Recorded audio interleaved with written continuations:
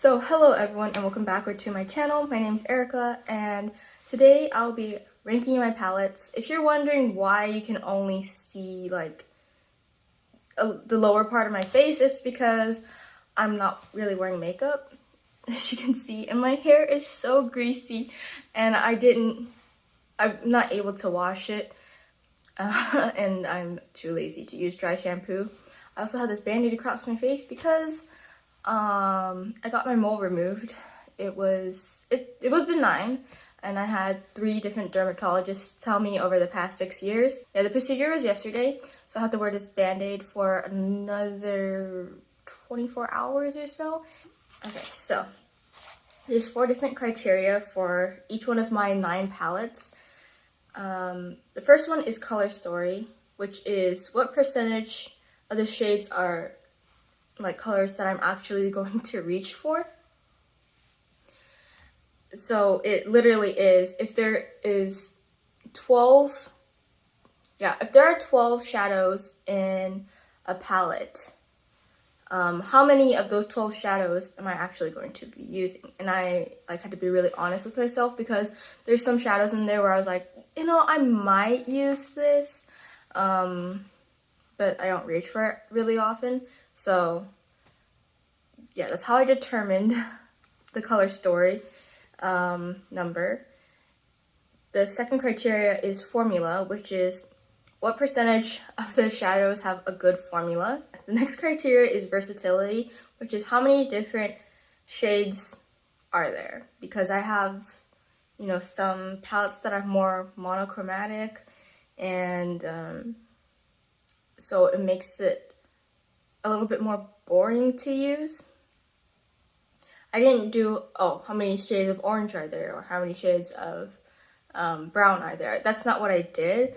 It was if it's like, because I might use 2 different oranges in a look if one's darker than the other. So that's not what I did. It was more of if it looks the same on my eye, then it would get a point off because, there's only,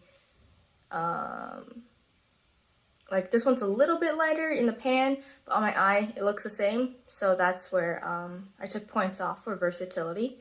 And the 4th criteria I actually had to add after going through everything and adding up the total points and realizing that something was very wrong with my score, because one of my palettes got a really high score even though I wouldn't rank it that high. So then I added a 4th criteria, which was how likely am I going to reach for this palette over the other palettes in my collection.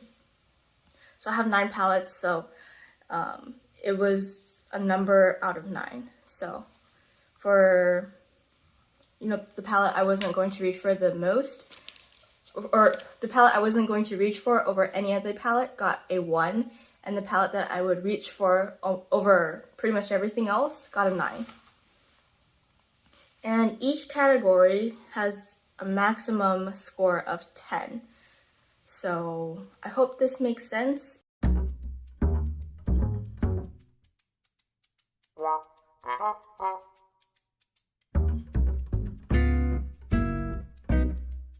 Starting with palette number 9. I was actually really surprised because I have done ranking videos in the past that I haven't posted online, but more for myself. And usually Huda Beauty is dead last, but actually I decided to put, this got ranked last, so it was actually tied with the Huda palette, but I broke tiebreakers using the last criteria, which is how likely I was to reach for a palette. So this is the Too Faced Let's Play palette, and I should have known because I literally just, the main reason I bought this palette was for the packaging because it looks like a cute little Game Boy Advance, and it says Gamer Girl on it. I love playing video games. I think I play way too many video games in a day, but I mean, I wouldn't say I'm the best, but I'm not terrible. And I had a Game Boy Advance growing up, so obviously the packaging got to me. This is what the inside looks like. So let's rank this. So for Color Story, this got a 6.5. For the formula, this got a 6.5 as well. For variety or versatility, this got a 7.5. And for how likely I am to reach for this got a 1. So the total score for this palette is 21.5. I don't think I have anything particular to point out about this palette. The more metallic shades here look like, I'm going to hold this palette upside down before I flash to anyone. So the more metallic shades like this one, and this one, you would think, like, they look like those chunky glitters that Too Faced is known for putting in their, like, holiday palettes. Is it the, like, Christmas palettes? Something like that. But it actually is okay. I was really surprised. So this palette could have done a lot worse if these palettes were ass. But this shadow right here really sucks. It's dry and I don't know what it's supposed to do. It's just an ugly color. In 8th place, we have the Huda Beauty New Nude Palette. So this was spared from last place. I feel really bad ranking this so low because it was actually a present from my brother. This is what mine looks like, so let's rank this. For Color Story, this got a 6.5. For formula, this got a 6. For variety, this got a 7. And for how likely I am to reach for it, this got a 2. For a total of 21.5. So it's a tie with the last palette, but I actually kept rounding down to the nearest 0.5. So this should have gotten a higher score than the last palette anyway, but yeah. I think this should have been about 22 points, but because I kept rounding down to the nearest 0.5, because I couldn't round up, that's why it still has a 21.5, but I am more likely to reach for this palette over palette number 9, so that's why it's ranked as number 8. As you can see, this is a pretty neutral palette, and it's pink, purpley. Yeah, I got low scores for Color Story because I don't really reach into purples much. And for formula, the mattes are phenomenal. I love Huda's mattes. Unfortunately, I don't support Huda Beauty, so this palette's going to be out of my collection by the end of the year. What else?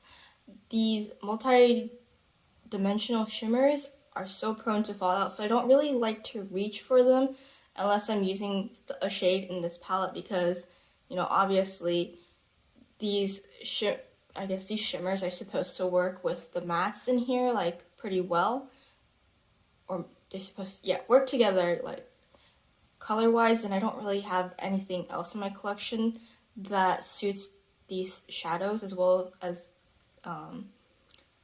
these do. So that's when I would reach for them. But normally I won't reach for them if I'm using mattes from another palette because I just don't like fallout. I really don't like fallout, actually. If you didn't know, fallout and patchiness are my biggest pet peeves when it comes to makeup. I don't care if it's not very pigmented. In fact, that's what I prefer. I prefer eyeshadows that aren't very pigmented and ones that are easier to blend because they aren't very pigmented, which is what the mattes are for this. So I think the mattes honestly saved the score for this palette.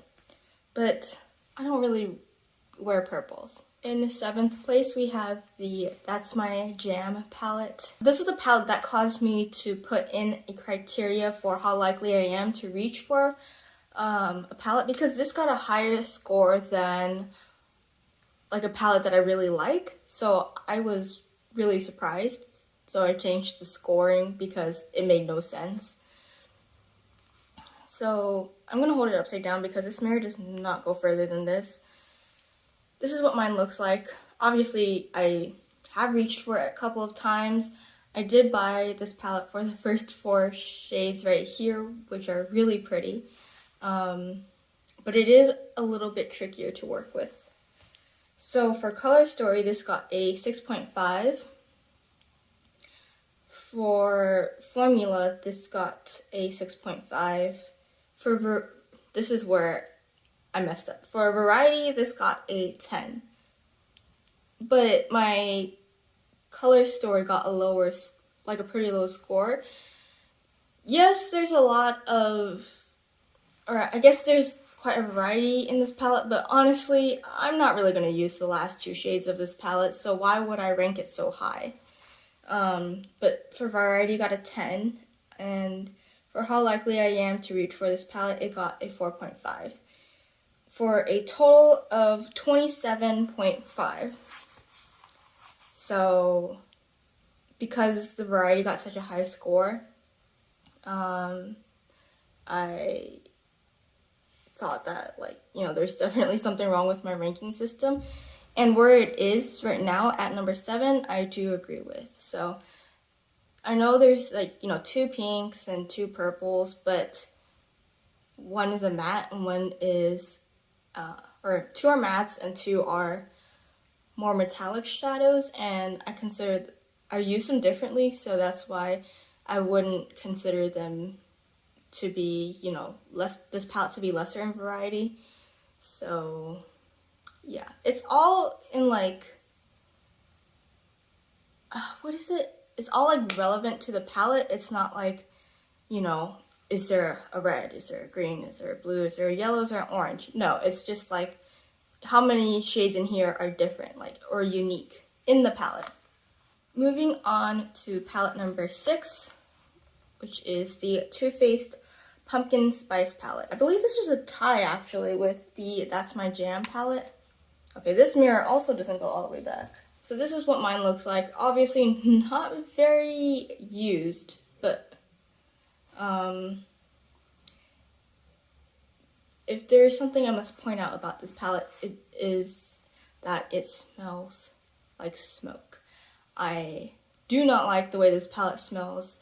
It smells like, when you go camping for a couple of days and then you come back and you haven't showered for 3 days and your hair smells like campfire. That's what this palette smells like. So for Color Story, this got a 7.5. For Formula, this got a 5. Too Faced does not do darker mattes very well. And also there's that chunky, metallic shade in here. I don't know if they're trying to do a glitter. I really hope not, because I do not like glitters. And I do not use glitters. But anyway, so there's that in here. That's why I got such a low score for Formula. I think this actually got the lowest score for Formula out of all of my palettes. For Versatility, this got a 9.5. Obviously, there's a lot of things you can do in here, and I think the only dupe in here is at the bottom. These 2 shadows are pretty similar. I mean, I don't mind because they are colors I'll reach for anyway, but I feel like something else could have been put there. And for how likely I am to reach for this over another palette, that's got a 5.5, which gives it a total of 27.5. Moving into the top 5 out of 9, which isn't very high, I have the Salted Caramel palette by Too Faced. I actually prefer this, whatever they release in their little 8 pans around the fall instead of their bigger palettes. I really didn't like the Gingerbread Spice palette. The Pumpkin Spice palette is okay, but I feel like if I use it more, I'm going to learn to hate it. For Color Story, this got a 7.5. For Formula, this got a 7.5 as well. For Versatility, 7.5. And for how likely I am to reach for this, I got an 8. Giving this a total score of 30.5. This palette it's really cute. Like, you can see I've definitely used it.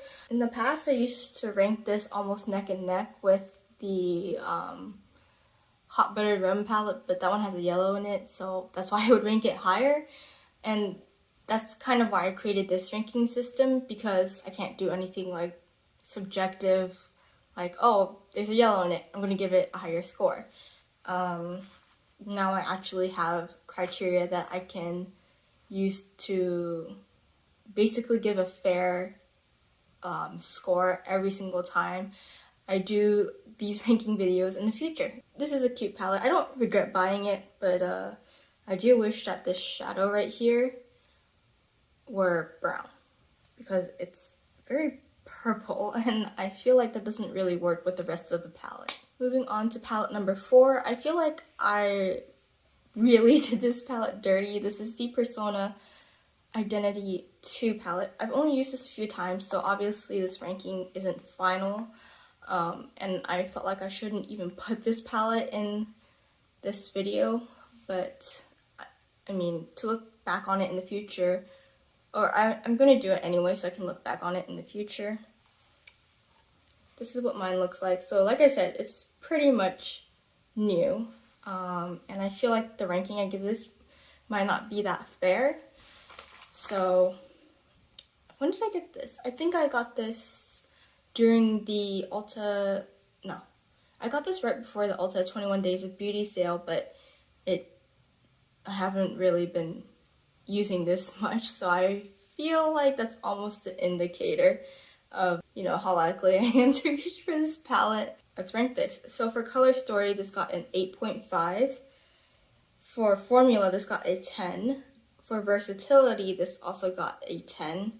I know the shades at the bottom, the 2 brown shades at the bottom look similar, but like I said, and for another palette, if it's a different finish, then I don't count it. So one is actually metallic, I think this one's metallic, and this one is a matte. So that's why it still gets a 10 for Versatility. But for how likely I am to reach for this, it got a 3.5.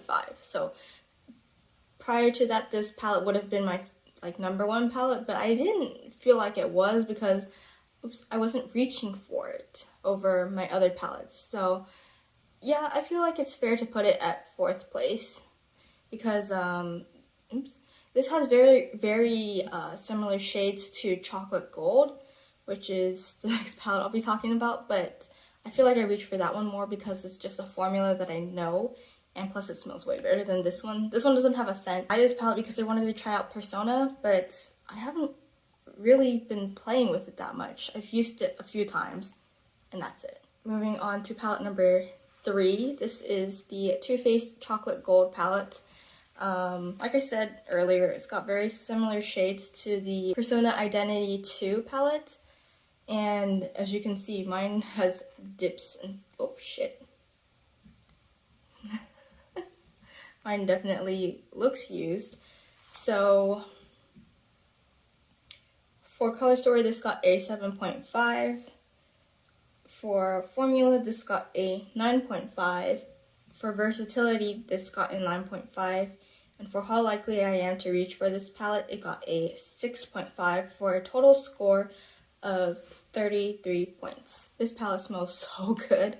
As you can see, this is very similar to the Persona Cosmetics. There's that, you know, lid setting shade. There's a light matte brown, dark matte brown, a black, a green, a gold, a brown.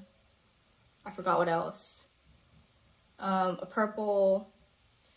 And this is actually my second time buying this palette. The first time I thought my palette had expired, but to be honest, it wasn't expired, but I just thought it was because it caused my eyes to get irritated and my tears to smell like blood, and this palette actually does the same thing. So what I've noticed is it's only a few shades will do that, and only when it gets wet. So I have to be careful not to rub my eyes because that will cause irritation. So yeah, I know I forgot which shades do that, to be honest. So in second place, we have the Hot Buttered Rum palette by Too Faced. I have a lot of Too Faced palettes, but this is the last one you'll see. This was from the, I think, 2019 holiday collection. This is what mine looks like. This shadow's missing. Yes, I did use it to create a Franken blush. But that shadow was pretty bad in my opinion. The rest of what's remaining is all really good to me. So, for Color Story, this got a 7.5. For Formula, this got a 7.5. For Variety or Versatility, this got a 10. For How Likely I Am to Reach for This palette, it got a 9. For a total score of 34 points. So, yeah, I'm likely to reach for most of the shades in this palette, as you can probably tell. I think this palette works really well on its own. The shadow I'm not really likely to reach for is this one right here and this one back here, these darker shades.